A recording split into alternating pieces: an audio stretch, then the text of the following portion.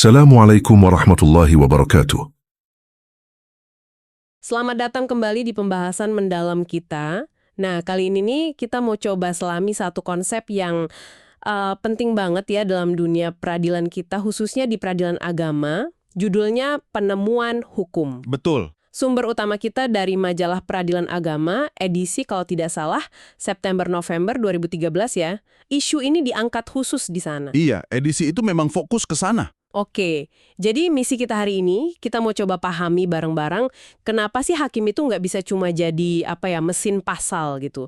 Tapi harus aktif menemukan hukum demi apa? Ya demi keadilan sejati buat Anda semua. Benar sekali. Dan sumber ini bagusnya menyajikan banyak sudut pandang. Ada dari pakar hukum, hakim agung, praktisi juga, plus ada contoh-contoh kasusnya langsung. Wah, lengkap ya. Lengkap.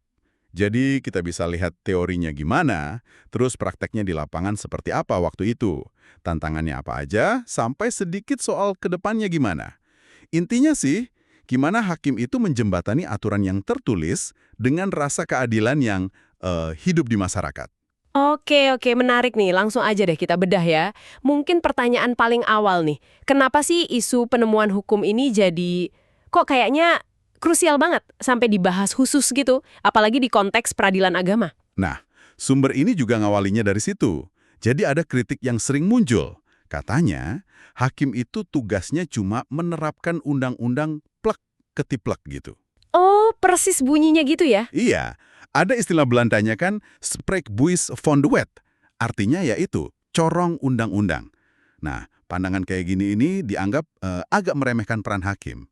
Malah bisa jadi mencederai rasa keadilan. Jadi kayak hakim itu cuma robot gitu ya. Padahal kan kasus di lapangan itu wah macam-macam ya, kompleks. Tepat sekali. Makanya Prof. Bagirmanan, beliau kan mantan ketua MA ya. Iya. Beliau dikutip di majalah ini sampai bilang gini, tidak ada satu putusan pun yang di dalamnya tidak mengandung unsur penemuan hukum. Wow. Setiap putusan berarti. Setiap putusan. Sekecil apapun proses nemuin hukum itu ada. Kenapa ya? Karena satu, undang-undang itu sifatnya umum. Bahasanya itu seringkali open textured.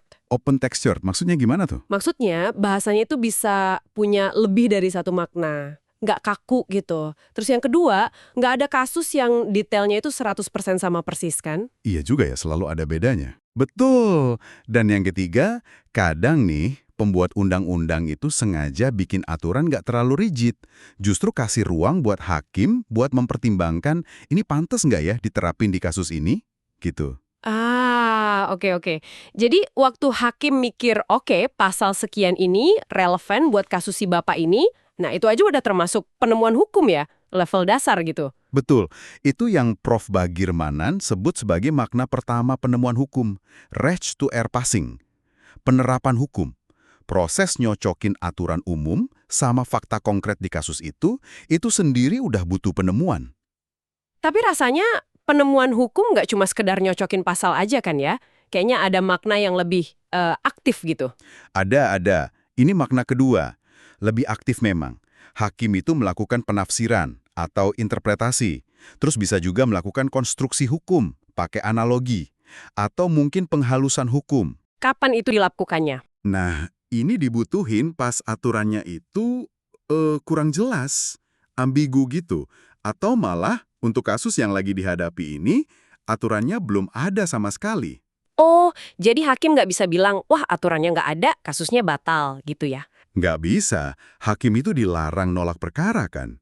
Jadi dia harus cari maksud dan tujuan, intention and purpose, kata orang hukum, di balik aturan itu. Atau kalau nggak ada aturannya, ya dia harus menciptakan solusinya. Mencari maksud di balik aturan. Ini kayaknya butuh alat bantu berpikir khusus ya, nggak bisa asal tafsir aja kan? Tentu saja. Nah, di majalah ini disebutin banyak banget metode interpretasi yang bisa dipakai. Ada yang fokus ke teksnya, misalnya lihat arti kata per kata, gramatikal. Atau lihat sejarahnya pas UU itu dibuat, historis. Oke. Ada juga yang lihat konteks lebih luas. Misalnya, gimana kaitan aturan ini sama aturan lain, sistematis. Atau, apa sih tujuan aturan ini dibuat untuk masyarakat, teleologis? Wah, banyak ya. Banyak. Bisa juga bandingin sama hukum negara lain, komparatif, Atau malah lihat ke RUU yang lagi dibahas futuristik. Ada juga yang sifatnya membatasi, restriktif, atau memperluas, ekstensif. Macam-macam deh kacamatanya hakim itu. Kompleks juga ya ternyata. Terus, tadi disebut konstruksi hukum. Itu kalau aturannya benar-benar nggak ada gimana? Misalnya kasus yang baru banget muncul, belum kepikiran sama pembuat UU. Nah, disitulah hakim pakai metode konstruksi hukum. Misalnya nih, analogi. Ada aturan buat kasus A, terus ada kasus B yang mirip banget, tapi belum ada aturannya.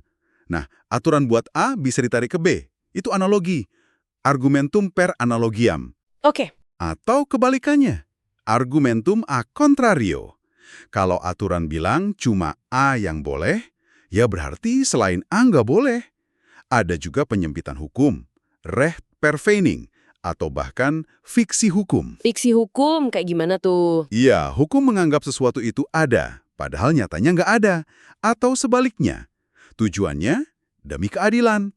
Ini udah level yang lebih kreatif lagi dari hakim. Oke. Tadi ada makna pertama, penerapan. Makna kedua, penafsiran konstruksi. Terus makna ketiga apa? Nah, makna ketiga ini yang paling fundamental mungkin ya, yaitu pembentukan hukum. Atau bahkan penciptaan hukum. Istilahnya res shaping atau res forming. Menciptakan hukum. Wah. Iya, ini terjadi pas hakim menemuin misalnya kekosongan hukum yang benar-benar nggak bisa diisi pakai metode tadi. Atau ada aturan tapi kok saling nabrak. Atau aturan yang ada itu udah nggak cocok banget sama rasa keadilan masyarakat sekarang. Nah, di situ hakim ya dalam batas-batas tertentu, dia ikut membentuk solusi hukum baru. Pembentukan hukum oleh hakim. Ini kedengarannya wah, implikasinya besar ya. Kenapa sih hakim sampai diberi peran sejam itu? Bukannya tugas utama bikin hukum itu ada di DPR ya, legislatif? Pertanyaan bagus itu. Sumber ini ngutip Prof. Bagirmanan lagi, ngejelasin signifikansinya. Kenapa ini penting? Pertama, ya jelas, buat mewujudkan putusan yang benar-benar adil. Adil yang nggak cuma di atas kertas, tapi dirasakan langsung sama pihak-pihak yang berperkara, sama masyarakat juga. Oke, keadilan substantif ya. Betul. Kedua, untuk menciptakan ketertiban hukum. Karena dengan penemuan hukum jadi bisa terus update, bisa responsif sama perubahan di masyarakat, nggak kaku. Ketiga, ini juga penting untuk menghormati keyakinan hukum yang hidup di masyarakat. Contohnya ada nggak yang menghormati keyakinan masyarakat gitu? Ada. Contoh klasik yang sering disebut itu putusan Mahkamah Agung soal waris di adat Minangkabau. Atau kasusnya Muhammad Ali di Amerika Serikat yang nolak wajib militer karena keyakinan agamanya. Putusan-putusan kayak gitu kan melampaui teks undang-undang demi nilai yang lebih tinggi. Nah, ini jadi nyambung ya sama kewajiban hakim di Indonesia yang diatur di Undang-Undang Kekuasaan Kehakiman itu loh. Ada kalimat menggali, mengikuti, dan memahami nilai-nilai hukum dan rasa keadilan yang hidup dalam masyarakat. Kata menggalinya tuh kayaknya pas banget ya sama konsep penemuan hukum ini. Pas banget. Menggali itu kan artinya ada sesuatu di bawah permukaannya. Nilai-nilai hukum, bisa adat, bisa agama, kearifan lokal, yang mungkin belum jadi hukum positif tertulis, tapi nyata ada dan hidup di masyarakat. Hakim itu wajib nyari itu. Jadi nggak cuma nunggu disodorin undang-undang aja ya? Nggak bisa. Ada adagium hukum kuno kan, ubi societas ibi ius. Di mana ada masyarakat, di situ pasti ada hukum. Undang-undang kekuasaan kehakiman kita juga tegas melarang hakim nolak perkara cuma gara-gara alasannya hukumnya nggak ada atau kurang jelas. Yang kosong itu mungkin undang-undangnya, tapi bukan hukumnya. Hukumnya itu bisa ditemukan. Kalau kita tarik sedikit ke belakang nih ke sejarahnya, bukannya dulu, terutama pas zaman setelah Revolusi Prancis itu, ada pandangan yang justru pengen banget ngebatasin peran hakim ya, dengan adanya kodifikasi Napoleon itu? Betul sekali. Semangat kodifikasi waktu itu memang melahirkan paham legisme. Intinya, hukumnya cuma undang-undang yang dibuat parlemen. Hakim itu cuma pelaksana, corong tadi itu. Tapi ternyata pandangan ini terlalu kaku, nggak bisa ngikutin perkembangan zaman. Lalu muncul reaksi gitu. Muncul reaksi. Ada mazhab historis yang bilang hukum itu nggak dibuat, tapi tumbuh dari jiwa bangsa, dari kebiasaan. Terus ada lagi aliran Vrijrechtsleer, hukum bebas, yang bilang justru hukum itu lahir dari putusan-putusan hakim di pengadilan. Nah, konsep penemuan hukum atau rechtfinding ini bisa dibilang muncul sebagai jalan tengah lah. Jalan tengah antar apa? Antara kepastian hukum yang ditawarkan legisme sama keadilan masyarakat yang diperjuangkan aliran hukum bebas. Jadi undang-undang itu penting, tapi hakim juga punya ruang untuk menafsirkan dan menyesuaikannya demi keadilan. Nah, kalau di Indonesia gimana? Kita kan sistem hukumnya banyak warisan dari Belanda ya, civil law, yang cenderung legistis itu. Gimana posisi penemuan hukum di sini? Ini menariknya, meskipun kita warisan civil law, sumber ini nunjukin kalau praktek di Indonesia, termasuk ya di peradilan agama, ini justru mendorong hakim untuk melakukan penemuan hukum secara aktif, mandiri. Istilahnya otonom, nggak cuma terikat plek sama teks undang-undang heteronom. Oke, sekarang kita coba lihat prakteknya deh. Kayak gimana sih hakim-hakim peradilan agama menemukan hukum? Sumber ini kan membagi jadi dua era ya. Sebelum sama sesudah ada kompilasi hukum Islam KHI tahun 91.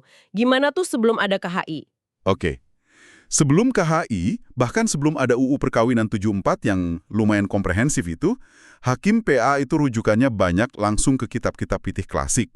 Kitab kuning gitu ya. Oh, langsung ke sumber primernya ya? Iya. Majalah ini ngasih contoh bagus. Ada putusan PA Jakarta tahun 1960, kasusnya cerai gara-gara suami melanggar taklik talak. Nah, waktu itu kan undang-undang belum detail ngatur soal ini. Hakimnya gimana? Dia merujuk langsung ke kitab fiqh, kayak Sarkowi ala Tahrir gitu, buat ngisi kekosongan undang-undang. Jadi fiqh itu jadi sumber hukum langsung ya saat itu? Betul, sumber hukum materialnya. Contoh lain, ada putusan izin poligami tahun 1981. Selain pakai UU Perkawinan sama PP-nya, hakimnya juga ngutip pendapat dari kitab fiqh sunnah. Buat apa? Buat nentuin sah enggaknya nikah siri si pemohon ini dilihat dari syarat wali nikahnya menurut fiqh Syafi'i. Karena detail soal wali ini belum diatur di peraturan kita waktu itu. Jadi fiqh dipakai buat melengkapi. Oke, itu sebelum KHI. Terus setelah KHI lahir tahun 1991, gimana? Apa kitab-kitab fiqh tadi langsung ditinggalkan, terus bentuk penemuan hukumnya jadi kayak gimana? Nah, setelah ada KHI ini memang jadi rujukan utama. Penting banget posisinya. Bahkan, ada penelitian yang dikutip di majalah ini, katanya sekitar 71% putusan PA yang diteliti saat itu secara tegas nyebutin KHI sebagai dasar hukumnya. Mayoritas berarti ya? Mayoritas. Tapi bukan berarti penemuan hukum berhenti. Enggak. Cuma bentuknya mungkin agak geser. Lebih banyak berupa interpretasi atau penafsiran ulang terhadap pasal-pasal KHI itu sendiri, atau pasal di UU lain. Dan seringnya, penafsiran ini tetap dikaitkan lagi sama doktrin fiqh atau maqasid syariah, tujuan hukum Islam. Demi apa? Ya demi mencapai keadilan yang lebih substantif, harmoni, kemaslahatan, gitu. Ada contohnya nggak interpretasi KHI yang berani gitu? Banyak. Sumber ini nyajin beberapa yang menarik dari masa itu. Misalnya nih, ada putusan Mahkamah Agung nomor 249 KG 1996. Kasusnya soal izin poligami. KHI kan mensyaratkan izin istri ya. Tapi di putusan ini, MA bilang izin poligami bisa aja dikasih tanpa izin istri kalau istrinya itu dalam kondisi nggak mungkin dimintai persetujuan. Ini kan interpretasi yang agak subjektif ya terhadap pasal 58 KHI. Menarik. Ada lagi? Mungkin soal waris? Biasanya kan banyak kasus unik ya? Betul. Soal waris, ada contoh putusan PA Ujung Pandang dan Makassar di akhir 90-an dan awal 2000-an. Di situ, hakim memutuskan bagian waris anak laki-laki dan perempuan itu 1:1. Padahal KHI kan secara tekstual ngaturnya 2:1 ya di pasal 176. Wah, kok bisa? Gimana alasannya? Kan pasal lain di KHI, yaitu pasal 183 tentang kemungkinan damai dalam pembagian waris. Jadi, pembagian 1:1 itu dianggap sebagai bentuk perdamaian yang disepakati atau dianggap adil dalam konteks kasus itu. Ini kan melampaui teks pasal 176. Wow, terus ada lagi yang lebih baru mungkin dari era itu? Ada nih, putusan MA lagi, tahun 2011 nomor 489 KAG 2011. Ini soal anak tiri dapat warisan lewat konsep wasiat wajibah. Padahal KHI aslinya pasal 209 ayat 2 itu ngatur wasiat wajibah buat anak angkat, bukan anak tiri. Loh, kok bisa diperluas ke anak tiri? Majelis Hakim Agung di kasus ini melakukan perluasan makna atau ekstensifikasi. Alasannya apa? Mereka melihat adanya illat atau sebab hukum yang sama, yaitu kedekatan emosional dan hubungan pengasuhan yang mirip antara orang tua dengan anak angkat maupun anak tiri. Jadi, berdasarkan kesamaan illat itu, hukumnya diperluas. Meskipun perlu dicatat, di putusan ini ada dissenting opinion. Ada hakim agung yang nggak setuju. Wah, ini contoh nyata penciptaan hukum oleh hakim ya. Menarik sekali. Menarik banget. Ada lagi contoh putusan PA Kabupaten Malang nomor 5089 PDTG 2011. Kasus waris juga, tapi ini kompleks banget. Hakimnya sampai pakai kombinasi banyak metode penemuan hukum. Mulai dari tafsir bahasa, gramatikal, perluasan makna, ekstensif, hermeneutika, sampai konstruksi hukum pakai persangkaan hakim, dan juga ngelihat maqasid syariahnya. Jadi nggak cuma satu metode ya, tapi digabung-gabung. Betul. Terus ada juga putusan PA Subang, nomor 90 PDT G 2012, yang nentuin bagian ahli waris pengganti pakai kias atau analogi dengan bagian saudara perempuan pewaris. Karena aturannya belum eksplisit di KHI. Satu lagi deh yang menunjukkan hakim mempertimbangkan kondisi sosial ekonomi pihak. Ada. Ada. Ini dari PA Bukit Tinggi, nomor 278 PDT G 2005. Kasus pembagian harta bersama. Normalnya kan 50-50 ya, tapi di kasus ini, hakim mutusin istri dapat 34, suami cuma 14. Wah, jauh banget bedanya. Kenapa itu? Hakimnya melihat fakta di persidangan. Ternyata si istri ini perannya jauh lebih besar dalam nyari nafkah buat keluarga. Jadi, hakim menafsirkan pasal 97 KHI tentang kontribusi itu nggak cuma secara harfiah dibagi dua, tapi dilihat dari peran nyata masing-masing. Pakai interpretasi historis dan juga ma'kulun nas, logika di balik teks. Ini menunjukkan hakim nggak kaku ya. Kalau faktanya memang menuntut keadilan yang beda, ya putusannya bisa beda. Tepat. Satu contoh lagi deh yang unik, dari PA Selong Loinduk, nomor 196 PDTG 2005. Sengketanya soal mahar, maharnya disebut berupa tanah 50 are. Lalu masalahnya apa? Masalahnya, pas akad nikah, disebutnya cuma gitu aja. Nggak jelas tanah yang mana. Nah, hakimnya ini pinter. Dia nggak cuma pakai KHI atau hukum positif lain. Dia juga menggali hukum adat setempat, adat Lombok Tengah. Ternyata, menurut adat di sana, kalau mahar tanah itu harus jelas disebut batas-batasnya, lokasinya di mana, harus dimusyawarahkan juga. Hakim juga lihat syarat mahar dalam fik. Terus putusannya gimana? Hasilnya, mahar tanah 50 are itu dinyatakan nggak sah karena nggak memenuhi syarat adat dan fik. Tapi bukan berarti istrinya nggak dapat apa-apa. Hakim menetapkan penggantinya berupa mahar misal, mahar yang sepadan nilainya, waktu itu ditetapkan 5 juta rupiah. Wah, ini contoh bagus banget ya Kim menerapkan azas ius curiano fit. Hakim dianggap tahu hukum, termasuk hukum adat yang hidup di masyarakat. Betul sekali. Ini menjawab kritik kalau putusan PA itu monoton atau gitu-gitu aja. Ternyata banyak terobosan juga ya. Iya, dari contoh-contoh tadi kelihatan banget ya, penemuan hukum itu bukan cuma teori di buku, tapi beneran dipraktekkan. Dan kadang hasilnya melampaui bunyi teks demi keadilan. Tapi, apakah praktik ini mulus-mulus aja? Nggak ada kritik gitu? Ya, nggak mungkin mulus 100%. Majalah ini juga fair kok mengangkat kritik yang ada pada masa itu. Misalnya ada pandangan dari akademisi luar, kayak Tim Lindsay dari Melbourne University. Dia menilai PA itu kesannya agamis cuma di tataran simbol aja. Putusannya dianggap mirip-mirip pengadilan umum, jarang banget ngutip langsung Al-Quran, hadis, atau kitab fiqh dalam pertimbangannya. Kritik yang cukup tajam ya. Ada lagi? Mungkin dari internal Indonesia? Ada. Dari almarhum Prof. A. Qodri Azizi. Beliau merasa hakim-hakim PA saat itu masih kurang berani melakukan ijtihad, kurang berani bikin pemikiran hukum yang mandiri dan baru. Kenapa ya kok dianggap kurang berani berijtihad waktu itu? Apa kata sumber ini penyebabnya? Menurut Prof. Azizi ada beberapa faktor. Pertama, ya mungkin rasa takut salah. Takut putusannya nanti dihajar di tingkat banding atau kasasi, atau bahkan dihujat publik. Kedua, bisa jadi karena keterbatasan pengetahuan hakimnya sendiri. Ketiga, yaitu tadi, pengaruh paham legisme yang masih kuat yang bikin hakim merasa aman kalau cuma ikut bunyi UU aja. Jadi ada faktor mentalitas, pengetahuan, sama kultur hukumnya ya? Iya, ditambah lagi jangan lupa, beban perkara di PA itu kan banyak banget ya. Jumlah hakim juga seringkali kurang ideal. Jadi secara praktis, kadang hakim nggak punya cukup waktu untuk merenung dalam-dalam dan melakukan penemuan hukum yang canggih di setiap kasus. Masuk akal juga sih kendala praktisnya. Terus gimana pandangan dari Mahkamah Agung sendiri waktu itu menanggapi kritik dan tantangan ini? Nah, Prof. Bagirmanan yang tadi sering kita kutip, beliau justru menekankan pentingnya karakter dan integritas hakim sebagai kaum terpelajar. Beliau malah mendorong hakim PA itu harus berani berijtihad. Bahkan beliau bilang, ijtihad itu kalau benar dapat 2 pahala, kalau salah pun masih dapat 1 pahala. Jadi jangan takut. Wah, didorong malah ya. Didorong, semangat ini kan sejalan banget ya sama tradisi ijtihad dalam hukum Islam itu sendiri, yang mana hasil ijtihad itu bahkan bisa beda loh sama teks nas Al-Quran hadis kalau memang tujuannya untuk kemaslahatan umum. Maslahah? Contoh klasiknya kan banyak, kayak kebijakan Khalifah Umar bin Khattab soal hukum potong tangan pencuri pas musim paceklik, atau soal hukuman buat peminum khamr. Oh, iya.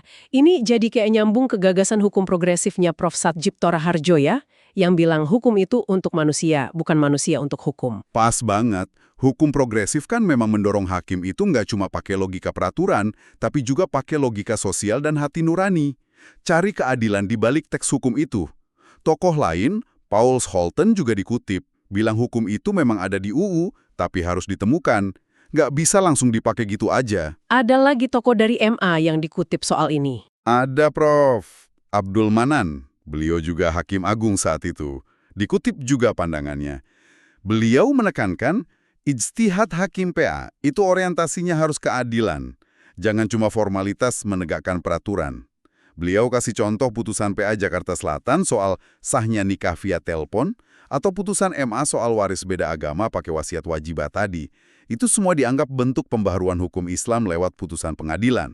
Oke, jadi semangatnya ada, prakteknya ada, meskipun tantangannya juga ada. Nah, tentu aja kan, untuk bisa melakukan penemuan hukum yang bagus, butuh hakim yang oke juga ya, SDM-nya harus mumpuni. Gimana sumber ini melihat upaya peningkatan kualitas hakim PA saat itu? Ini juga dibahas. Majalah ini ada wawancara dengan Dr. Ahmad Kamil. Beliau waktu itu wakil ketua MA bidang non-yudisial. Beliau menyoroti tantangan pembinaan SDM Hakim PA setelah semua pengadilan ada di bawah satu atap MA. Dulu kan PA di bawah Depak ya? Iya, betul. Nah, tantangannya itu soal pola promosi dan mutasi Hakim PA yang waktu itu dirasa belum sejelas di peradilan umum. Tapi beliau juga apresiasi semangat hakim-hakim PA untuk sekolah lagi. Ambil S1 Hukum, S2, bahkan S3. Kedepan, kata beliau, penting ada sistem penilaian kinerja yang objektif. Mungkin pakai komputer gitu, scoring system. Beliau juga nyinggung soal moratorium rekrutmen hakim yang lagi berjalan waktu itu. Wawancara dengan Prof. Abdul Manan juga ada kan, tadi disebut, soal SDM gimana pandangan beliau? Prof. Manan lebih ke mendorong hakim PA dan PTA, Pengadilan Tinggi Agama, itu lebih berani lagi. Jangan tekstual melulu. Beliau juga agak mengkritik hakim yang malah ninggalin KHI gara-gara nganggap dasar hukumnya cuma impres. Padahal menurut beliau, KHI itu pegangan penting. Jadi KHI jangan ditinggalkan ya? Silogisme, analitis geometris. Ada juga kutipan menarik dari Bustanul Arifin soal 3 kelemahan hakim PA yang harus dihilangkan. Rasa minder, terlalu terikat sama satu mazhab aja, dan kurang membaca. Wah, introspeksi yang bagus ya. Sumber ini juga menampilin profil tokoh-tokoh senior kan ya, kayak Dr. Syamsu Hadi Irsyad dan Prof. Abdul Ghani Abdullah. Apa peran mereka? Iya, kedua beliau ini kan punya peran sejarah penting ya dalam pengembangan peradilan agama. Termasuk mendorong hakim PA untuk sekolah hukum formal, terlibat dalam penyusunan KHI, UU Peradilan Agama, sampai UU Penyatuan Atap MA. Pesan utama dari mereka berdua yang ditangkap di majalah ini adalah, yaitu tadi, pentingnya cinta ilmu dan terus belajar sepanjang hayat bagi seorang hakim. Ada penekanan khusus dari Prof. Ghani mungkin? Prof. Ghani secara khusus menyoroti pentingnya pendidikan tinggi sampai level doktor S3 buat hakim. Kenapa? Biar wawasannya luas, argumentasi hukumnya kuat dan mendalam. Nggak cuma asal pokoknya begini gitu. Dan majalah ini sampai nyantumin loh. Per September 2013 itu udah ada 52 aparat PA yang bergelar doktor. Ini nunjukin tren doktorisasi yang memang didorong saat itu. Salah satunya oleh Dr. Andi Syamsu Alam. Oke. Nah, selain SDM, ada juga disebut soal sistem informasi ya, kayak SIADPA+, sama SIMPEK. Apa hubungannya sama penemuan hukum? Kok kayaknya teknis banget? Kelihatannya teknis, tapi ada hubungannya secara nggak langsung. SIADPA Plus itu kan Sistem Informasi Administrasi Perkara ya. SIMPEK itu Sistem Informasi Manajemen Kepegawaian. Tujuannya jelas, efisiensi, transparansi. Tapi yang lebih penting lagi, sistem ini bisa menghasilkan data kinerja hakim yang valid dan terukur. Oh, jadi buat ngukur kinerja hakim ya? Betul. Nah, data kinerja ini jadi dasar buat pembinaan karir, promosi, mutasi yang lebih objektif, termasuk indikator penyelesaian perkara. Kalau sistem administrasinya bagus, hakim bisa lebih fokus ke substansi perkaranya. Ini kan menciptakan lingkungan yang lebih kondusif buat lahirnya putusan-putusan yang berkualitas, termasuk yang di dalamnya ada penemuan hukum yang baik. Masuk akal. Masuk akal.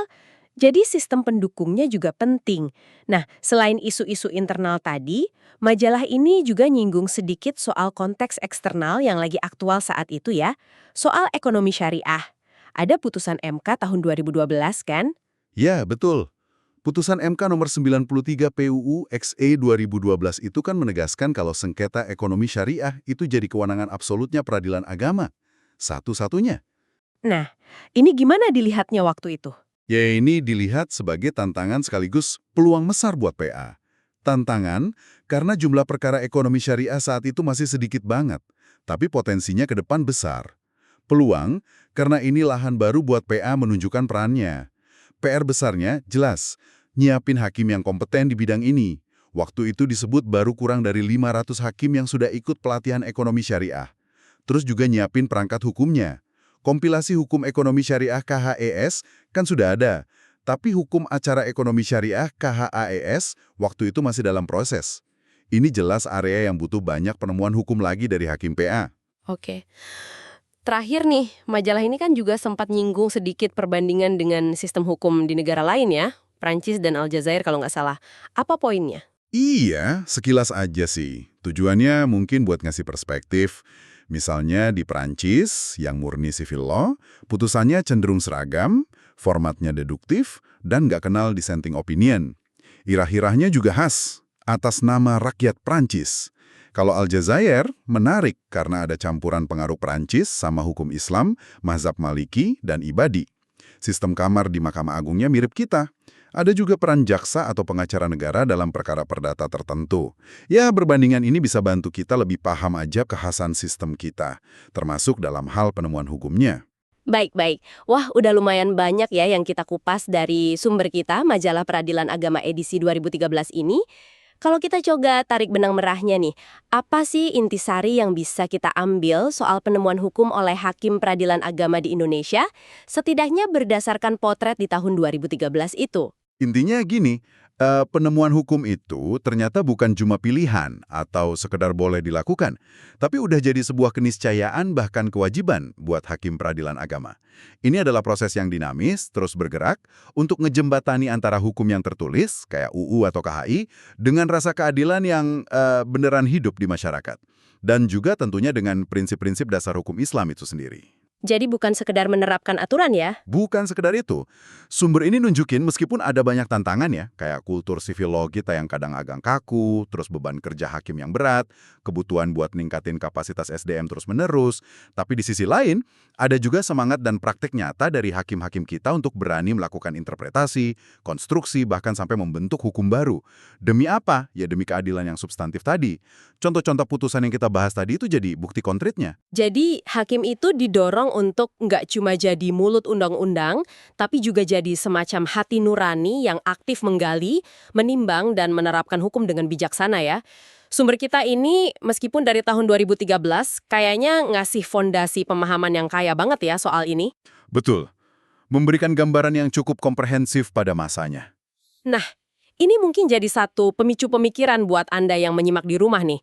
Kalau kita lihat kondisi sekarang, masyarakat kan terus berubah ya, cepat banget. Muncul isu-isu baru yang makin kompleks. Misalnya soal ekonomi digital syariah yang makin marak, masalah sosial kayak kerentanan keluarga, atau tantangan global lainnya. Pertanyaannya, gimana seharusnya peran penemuan hukum dan mungkin juga keberanian yudisial atau judicial activism di peradilan agama ke depan? Supaya lembaga ini bisa tetap relevan, bisa terus menjawab dahaga keadilan masyarakat kita yang semakin beragam dan kompleks ini. Nah, itu dia pertanyaan krusial yang mungkin nggak ada jawaban tunggalnya ya, tapi penting untuk terus kita diskusikan dan pikirkan bersama. Hukum memang harus terus hidup dan menemukan jalannya di tengah perubahan zaman. Terima kasih banyak Anda sudah menyimak pembahasan mendalam kita kali ini.